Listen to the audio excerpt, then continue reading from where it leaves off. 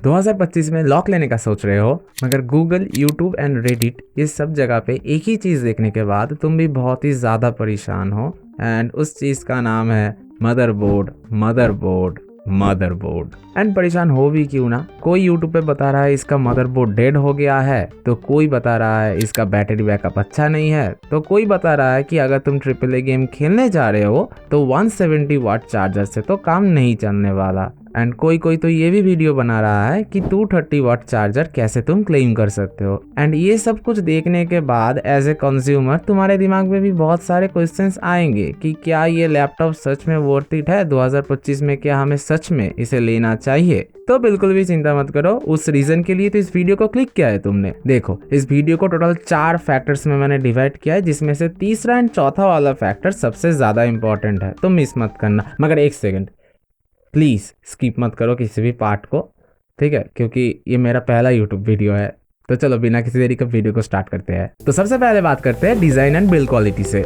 Laptop पूरा का पूरा प्लास्टिक का है, मगर चीप फील तुम्हें बिल्कुल भी नहीं देने वाला। लुक्स वाइज पूरा प्रोफेशनल वाइब दिया है लेनोवो ने। 15.6 इंच का एक IPS डिस्प्ले मिलेगा विथ 144 हर्ट्ज रिफ्रेश रेट। वैसे हाँ, इसमें जो डिस्प्ले क्वालिटी यूज हुआ है उसके अंदर एक एंटी ग्लेयर पैनल भी लगा हुआ है। अब जिन लोगों को एंटी ग्लेयर का मतलब नहीं पता, उन लोगों को बता देना चाहूंगा। बेसिकली ये एक काइंड ऑफ डिस्प्ले टाइप है जहाँ पर रिफ्लेक्शन बहुत ही ज्यादा कम आता है, जिससे कि आप ब्राइट जगह पे भी स्क्रीन को बहुत अच्छे तरीके से देख पाओ। अगर सनलाइट पे कभी भी तुमने तुम्हारा मोबाइल यूज किया है तो तुम्हें पता चलेगा कि कितना ज्यादा रिफ्लेक्शन आता है, मगर इस लैपटॉप पे रिफ्लेक्शन नहीं आने वाला, जो कि बहुत ही ज्यादा अच्छी बात है। एंड सबसे बड़ी बात, इसमें 100% sRGB है। वैसे जिन लोगों को sRGB का मतलब भी नहीं पता, उन लोगों को बता देना चाहूँगा, sRGB मतलब कलर एक्यूरेसी। जितना ज़्यादा परसेंटेज का sRGB होगा तुम्हारे लैपटॉप में, उतना ज़्यादा लैपटॉप तुम्हारा कलर एक्यूरेट होगा। वैसे लैपटॉप के राइट साइड में तुम्हें एक USB 3.2 पोर्ट, एक हेडफोन जैक एंड एक कैमरा शटर बटन मिलने जा रहा है। वैसे जिन लोगों को कैमरा शटर बटन नहीं पता, तो ये बेसिकली एक बटन होता है जिससे कि तुम कैमरा को ऑन ऑफ कर सकते हो फॉर प्राइवेसी रीजंस, जो कि बहुत ज़्यादा अच्छा है।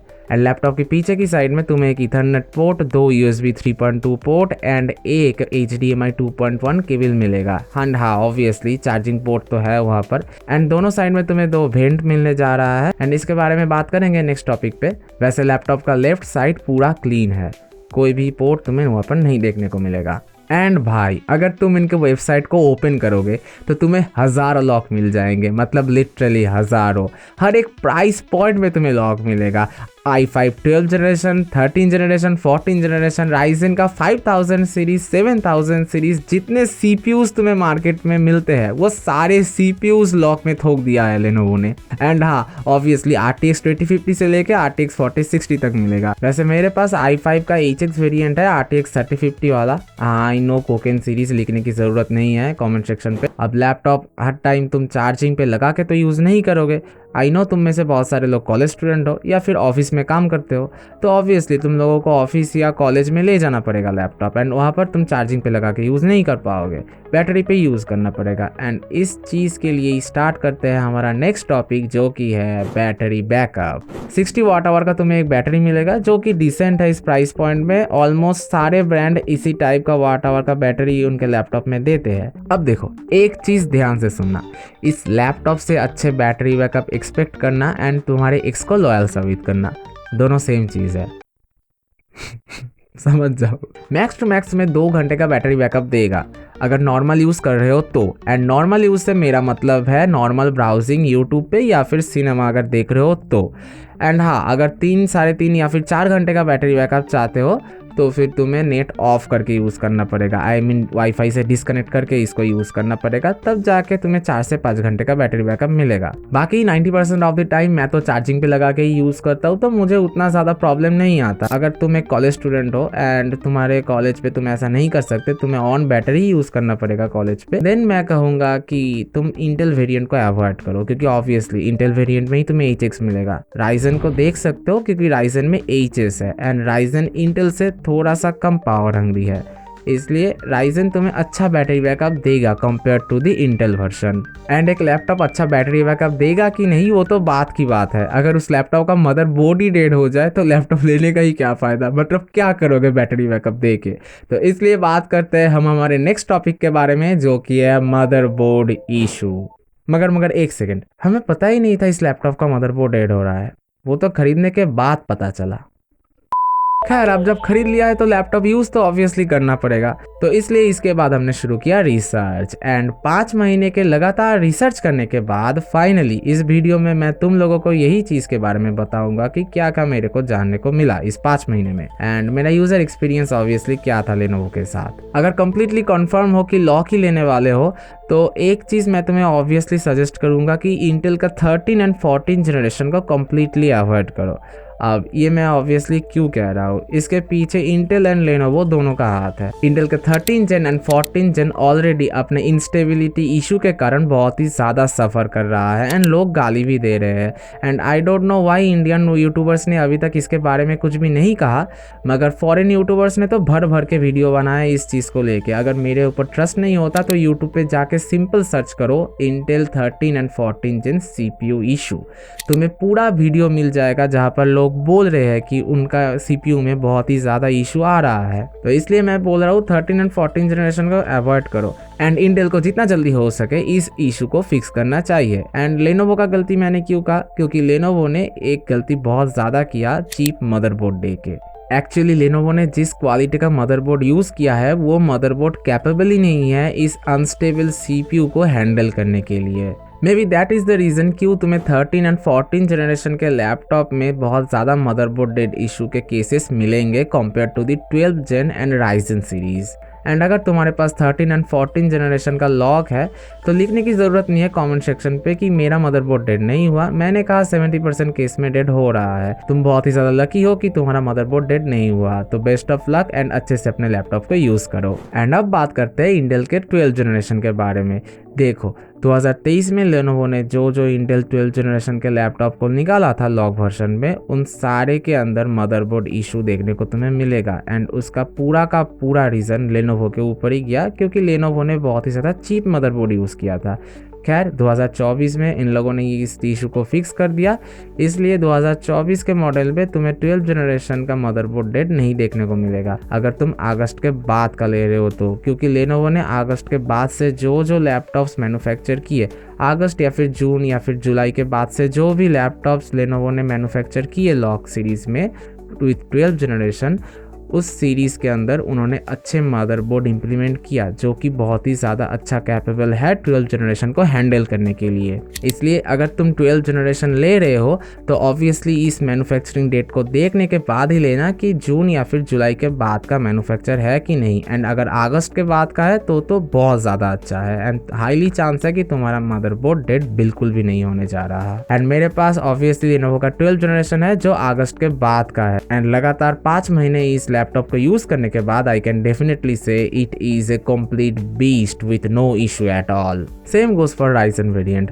एंड यही पर एक चीज तुमको क्लियर कर देना चाहूंगा, मैंने बहुत सारे कमेंट पढ़े जहां पर लोग बोल रहे थे कि 12 जनरेशन एंड राइजन वेरिएंट में तुम्हें मदरबोर्ड डेट इशू नहीं देखने को मिलेगा, जो कि कम्प्लीटली गलत है, क्योंकि तुम्हें राइजन वेरिएंट पे भी मदरबोर्ड डेट इशू मिलेगा, मगर उनके केसेस बहुत ज़्यादा कम है। एंड अगर तुम ध्यान से देखोगे तो 100 मॉडल में से एक मॉडल का मदरबोर्ड फॉल्टी निकल जाना इट इज़ कम्प्लीटली नॉर्मल। आए दिन रेडिट पे तुम्हें देखने को मिलेगा कि किसी का एसर नाइट्रो बहुत ही ज़्यादा ओवरहीट कर रहा है, तो किसी का HP विक्टर्स में हिंज इशू आ रहा है। एंड इनफैक्ट HP ओमेन में तो डिस्प्ले प्रॉब्लम भी आ रहा था। एसूस को तुम टफ सीरीज बोलते हो, एसूस में भी हिंज प्रॉब्लम आ रहा है। एंड लैपटॉप इंडस्ट्री में ये सारे कुछ प्रॉब्लम आना ये नॉर्मल है। अगर तुम फर्स्ट टाइम एक लैपटॉप बाई करने जा रहे हो तो ये चीज़ तुम्हें जानना ज़रूरी है कि लैपटॉप में फॉल्ट निकलना ये नॉर्मल सी बात है, मगर फॉल्टी होने के बाद वो कंपनी तुम्हारे रीजियन पे अच्छा सर्विस दे रहा है कि नहीं वो देखने के बाद ही एक लैपटॉप बाई करो। लैपटॉप भी नहीं, कोई भी अगर इलेक्ट्रॉनिक चीज़ खरीद रहे हो तो उसका आफ्टर सेल सर्विस देखने के बाद ही उस लैपटॉप को परचेस करो। एंड अगर तुम एक गेमिंग लैपटॉप ले रहे हो तो उस लैपटॉप को तुम कैसे यूज़ कर रहे हो उसके ऊपर भी डिपेंड करता है कि वो लैपटॉप कितने दिनों तक चलेगा। एक लैपटॉप को कैसे राइट वे में यूज़ करना चाहिए, स्पेशली अगर वो एक गेमिंग लैपटॉप है, तो इसके बारे में भी एक वीडियो लाऊंगा विद इन 1 वीक। चलो अब बहुत बात कर लिया मदरबोर्ड के बारे में, अब थोड़ा सा देख लेते हैं कि गेम इसमें अच्छे से रन करता है, इसका थर्मल्स अच्छा है कि नहीं। टू बी ऑनेस्ट मैं उतना ज़्यादा गेम खेलता नहीं हूँ, मगर तुम लोगों के लिए मैंने लैपटॉप में RDR2 इंस्टॉल किया। अब RDR2 ही क्यों, मैंने सिंपल गूगल पे जाके सर्च किया था कि कौन सा गेम है जो CPU centric and GPU centric हो, जिससे कि मुझे पता चले कि मेरा CPU एंड GPU अच्छा है कि नहीं एंड थर्मल्स अच्छा है कि नहीं। गूगल ने बताया कि RDR2 अच्छा है, तो इसलिए मैंने RDR2 इंस्टॉल किया एंड लगातार मैं 2 हफ्ते से RDR2 ही खेल रहा हूँ। बहुत अच्छा गेम है यार, बहुत अच्छा गेम है RDR2।